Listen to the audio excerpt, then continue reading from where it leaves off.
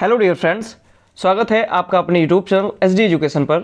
आज है 31 मार्च 2025 और हम बात करने वाले हैं रेगुलर की तरह आज के most important current affairs question के बारे में।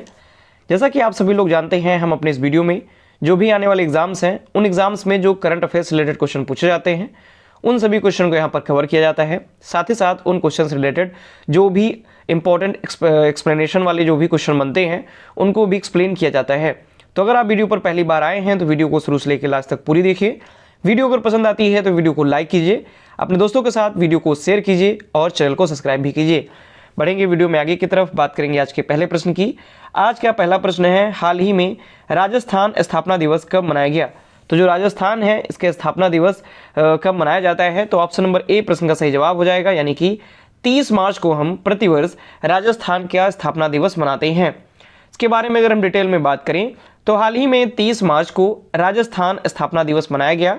बात करें तो 1949 में, यानी कि भारत जब आज़ाद हुआ उसके बाद 1949 में 22 रियासतों और ठिकानों का जो विलय करके वो राजस्थान का गठन हुआ था। यानी राजस्थान का जब गठन हुआ तो उसमें 22 रियासतें और कुछ ठिकाने थे, इनको एक साथ मर्ज करके राजस्थान राज्य का गठन किया गया था। इस ऐतिहासिक एकीकरण में सरदार पटेल की अहम भूमिका रही, यानी कि जो ये एकीकरण किया गया था, जो गठन किया गया था या रियासतों का जो विलय किया गया था, इसमें सरदार वल्लभ भाई पटेल जी की अहम भूमिका रही थी, जिसका समापन 1 नवंबर 1956 को हुआ था। यानी कि जो शुरू हुआ 1949 में और फिर 1 नवंबर 1950 तक जाकर के ये समापन हुआ इसका, और फिर राजस्थान एक नए राज्य के रूप में बनकर के आया। राजस्थान के गठन में 8 साल 7 महीने और 14 दिन ये इतना इसमें समय लगा था। आगे क्वेश्चन की ओर बढ़ेंगे। अगला क्वेश्चन है, हाल ही में किसे टाटा मोटर्स का ब्रांड एम्बेसडर नियुक्त किया गया? तो टाटा मोटर्स का जो ब्रांड एम्बेसडर है वो विकी कौशल को नियुक्त किया गया है। ऑप्शन नंबर ए प्रश्न का सही जवाब हो जाएगा, विकी कौशल। अभी जो मूवी आई हुई थी छावा, इससे काफ़ी ज़्यादा प्रसिद्धि मिली हुई है और काफ़ी ज़्यादा मूवी जो है वो कमाई भी की गई है। तो विकी कौशल टाटा मोटर्स का ब्रांड एम्बेसडर इनको नियुक्त किया गया है। डिटेल में इसके बारे में अगर हम बात करें तो हाल ही में टाटा मोटर्स ने विकी कौशल को पैसेंजर और इलेक्ट्रॉनिक वाहनों के लिए ब्रांड एम्बेसडर नियुक्त किया। तो टाटा मोटर्स ने इनको ब्रांड एम्बेसडर नियुक्त किया गया है और इसकी जो शुरुआत की गई है वो टाटा मोटर्स की जो अपकमिंग जो न्यू मॉडल आया हुआ है टेक द कर्व, ये इनकी न्यू कार लॉन्च हुई है और इसी अभियान से इसको किया गया है, टेक द कर्व से। और इसका जो उद्देश्य है जो लॉन्च की गई है टेक द कर्व, इसका जो उद्देश्य है वो आईपीएल 2025 के दौरान टाटा कर्व ऑटोमोबाइल के लॉन्च को बढ़ावा देना है। और इसी दौरान इस आईपीएल में 2025 में इस ऑफिशियल कार है ये टाटा आईपीएल की, और इस टाटा कर्व को उस खिलाड़ी को दिया जाएगा जो प्लेयर ऑफ द टूर्नामेंट का खिताब जीतेगा। यानी जो प्लेयर ऑफ द टूर्नामेंट बनेगा, ये जो कार होगी टाटा की, ये टेक द कर्व, ये उसको दी जाएगी। आगे क्वेश्चन की ओर बढ़े तो अगले क्वेश्चन से पहले कुछ अन्य नियुक्त जो ब्रांड एम्बेसडर हैं इनके बारे में जान लेते हैं। कुछ ऐसे ही हैं जो कि काफ़ी ज़्यादा एग्जाम्स में पूछे गए हैं ब्रांड एम्बेसडर। तो सबसे पहले बात करते हैं ट्रॉपिकाना, कल्याण ज्वेलर्स और मेट्रो शूज़ की। इसका ब्रांड एम्बेसडर कैटरीना कैफ को बनाया गया है। सड़क सुरक्षा जागरूकता अभियान, हार्पिक, पीसी ज्वेलर्स, इसका जो ब्रांड एम्बेसडर है वो अक्षय कुमार को बनाया गया है। स्किल इंडिया, असम पर्यटन, हरमन इंटरनेशनल, इसका ब्रांड एम्बेसडर प्रियंका चोपड़ा को बनाया गया है। इसके साथ साथ ह्यूंडई, नेरोलेक पैंट, फूड पांडा, इसके ब्रांड एम्बेसडर शाहरुख खान है।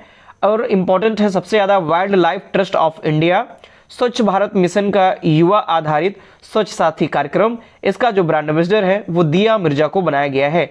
काफ़ी ज़्यादा इंपॉर्टेंट है, कई बार एग्जाम्स में पूछे भी गए हैं, इनको आप नोट डाउन करते चलिए। और हम बढ़ेंगे अगले क्वेश्चन की ओर। अगला क्वेश्चन है, हाल ही में अमेरिकी सीनेट ने किस भारतीय वैज्ञानिक को राष्ट्रीय स्वास्थ्य संस्थान के निर्देशक के रूप में नियुक्त किया है? तो अभी हाल ही में जय भट्टाचार्य को, ये भारतीय मूल के हैं, वैज्ञानिक हैं और इनको अमेरिकी मूल के हैं। अमेरिकी सीनेट ने भारतीय वैज्ञानिक राष्ट्रीय स्वास्थ्य संस्थान के निर्देशक के रूप में जय भट्टाचार्य को नियुक्त किया है। इनके बारे में अगर डिटेल में बात करें तो संयुक्त राज्य अमेरिका के सीनेट ने भारतीय मूल के अमेरिकी वैज्ञानिक डॉक्टर जय भट्टाचार्य को देश की राष्ट्रीय स्वास्थ्य संस्थान NIH के नए निदेशक के रूप में इनको नियुक्त किया है। डॉक्टर जय भट्टाचार्य जो हैं ये इनको डोनाल्ड ट्रंप ने 18वें NIH निदेशक के रूप में नामित किया था। इसके साथ साथ अमेरिकी राष्ट्रीय कैंसर अधिनियम संशोधन 1974 के अनुसार NIH जो होती है, यानी कि अमेरिका की जो राष्ट्रीय स्वास्थ्य एजेंसी है, नेशनल हेल्थ जो एजेंसी है, इसके निर्देशक की जो नियुक्ति है वो अमेरिकी राष्ट्रपति द्वारा की जाती है और इसकी जो मंजूरी है वो अमेरिकी सीनेट के द्वारा इसे मंजूरी दी जाती है। आगे क्वेश्चन की ओर बढ़ेंगे। अगला क्वेश्चन है, हाल ही में भारत और किस देश ने ग्रीन और डिजिटल शिपिंग कॉरिडोर के लिए आशय पत्र पर हस्ताक्षर किए? तो भारत और सिंगापुर ने ग्रीन और डिजिटल शिपिंग कॉरिडोर के लिए एक आशय पत्र पर हस्ताक्षर किए हैं। तो ऑप्शन नंबर डी इस प्रश्न का सही जवाब हो जाएगा। इसके बारे में अगर हम डिटेल में बात करें तो हाल ही में भारत और सिंगापुर ने ग्रीन डिजिटल शिपिंग कॉरिडोर के लिए एक आशय पत्र पर हस्ताक्षर किए। इसका जो उद्देश्य है वो डिजिटलीकरण यानी डिजिटल को बढ़ावा देना है, साथ ही साथ डीकार्बोनाइजेशन को भी बढ़ावा देना है। यह शून्य और न्यूनतम ग्रीन हाउस यानी कि GHG ग्रीन हाउस जो गैसें होती हैं उनके उत्सर्जन वाली जो भी प्रौद्योगिकियां हैं उनके विकास और डिजिटल संसाधनों को समाधानों को अपनाने में तेजी लाएगा। यानी कि जो ग्रीन हाउस गैस है, ग्रीन हाउस न्यूनतम ग्रीन हाउस गैसों को उत्सर्जन किया जा सके ताकि ग्रीन हाउस इफेक्ट को कम किया जाए, इसके लिए जो ये कार्य किया जा रहा है। और यह जो समझौता है वो सिंगापुर समुद्री सप्ताह जो कि 24 से 28 मार्च 2025 के दौरान संपन्न हुआ, इसके तहत यह समझौता किया गया। तो अगर बात करें कि सिंगापुर समुद्री सप्ताह कब आयोजित किया गया, तो 24 से 28 मार्च 2025 तक सिंगापुर समुद्री सप्ताह आयोजित किया गया। बात करें सिंगापुर आया है तो उसके बारे में अगर हम बात करते हैं तो आप यहाँ पर मैप में आप सिंगापुर देख सकते हैं। येलो वाला जितना भी पार्ट है सिंगापुर है, ऊपर यहाँ पर मलेशिया है।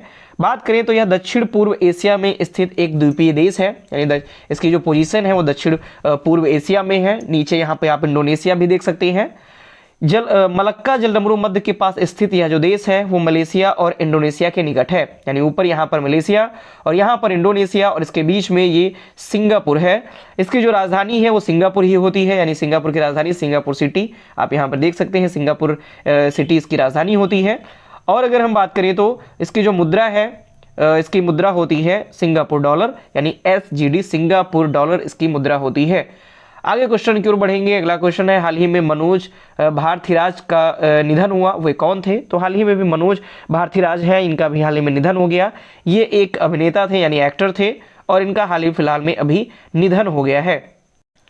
इनके बारे में अगर हम डिटेल में बात करें तो हाल ही में तमिल अभिनेता और निर्देशक मनोज भारतीराज का निधन हो गया। कब? तो 25 मार्च 2025 को चेन्नई के चेटपेट स्थित इनके आवास पर हृदय गति रुकने के कारण इनका निधन हो गया है। इन्होंने 1999 में अपने पिता द्वारा निर्देशित तमिल फिल्म ताजमहल से अभिनय की शुरुआत की थी, यानी इन्होंने अभिनय जो शुरू किया था वो 1999 में इनकी फिल्म आई थी ताजमहल। निर्देशन इनके पिता ने किया था जिनका नाम था भारतीराज, उन्होंने इनका निर्देशन किया था और उसी में इन्होंने अपने अभिनय की शुरुआत की थी।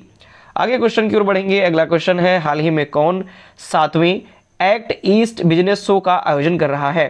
तो हाल ही में जो 7वां एक्ट ईस्ट बिजनेस शो है इसका आयोजन मेघालय के द्वारा किया जा रहा है। तो ऑप्शन नंबर ए इस प्रश्न का सही जवाब हो जाएगा। बात करें अगर हम इसके बारे में डिटेल में तो मेघालय में 7वां एक्ट ईस्ट बिजनेस शो का आयोजन किया गया। तो मेघालय के मुख्यमंत्री कॉनराड संगमा ने राज्य की राजधानी शिलांग में आयोजित 7वें एक्ट ईस्ट बिजनेस शो का उद्घाटन किया, यानी इसका उद्घाटन मेघालय के मुख्यमंत्री कॉनराड संगमा ने किया। और ये जो आयोजन है ये 25 मार्च 2025 को आयोजित किया गया।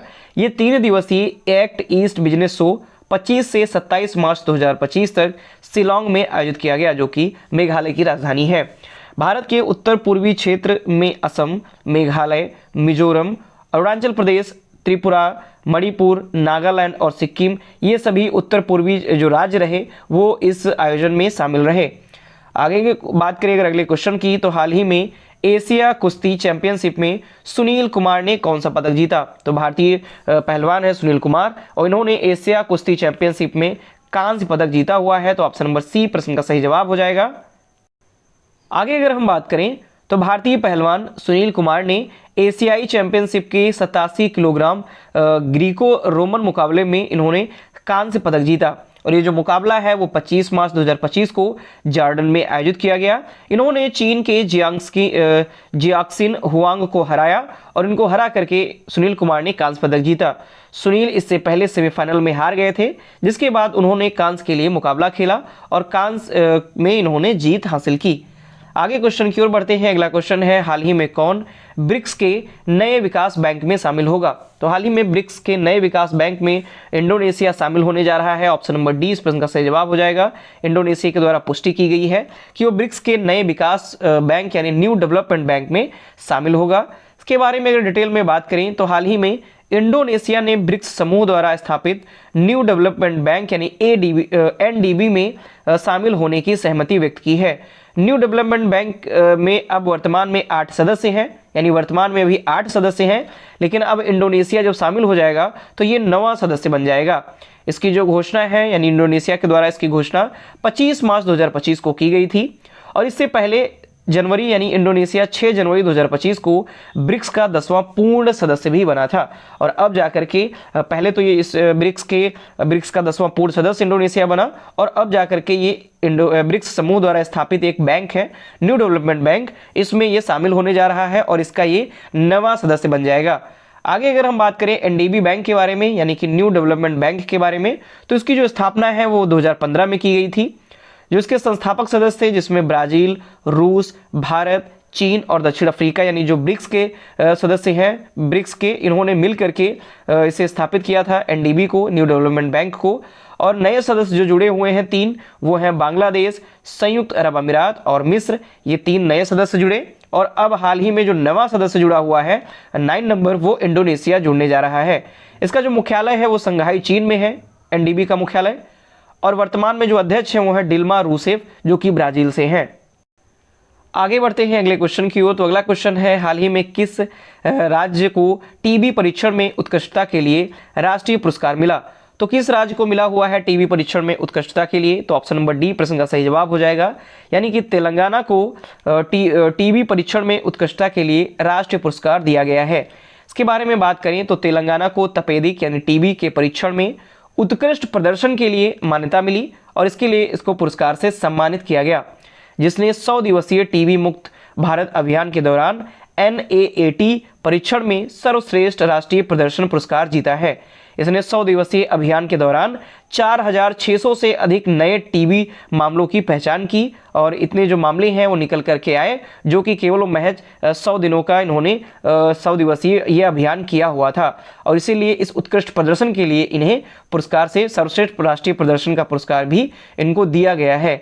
आगे नेक्स्ट और लास्ट क्वेश्चन की ओर बढ़ते हैं। लास्ट क्वेश्चन है आज का, हाल ही में कौन नीति आयोग के नए सदस्य बने? तो नीति आयोग के नए सदस्य बने हुए हैं राजीव गौबा, यानी ऑप्शन नंबर ए इस प्रश्न का सही जवाब हो जाएगा।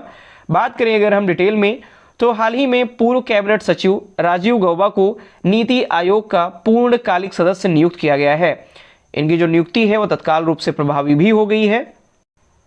जो राजीव गौबा हैं ये 1982 बैच के झारखंड कैडर के IAS अधिकारी हैं और अगस्त 2019 से अगस्त 2024 तक कैबिनेट सचिव के रूप में इन्होंने कार्य किया और इसके साथ साथ ये झारखंड राज्य के मुख्य सचिव के रूप में भी इन्होंने कार्य किया हुआ था और अब जाकर के इनको नीति आयोग का पूर्णकालिक सदस्य नियुक्त किया गया है।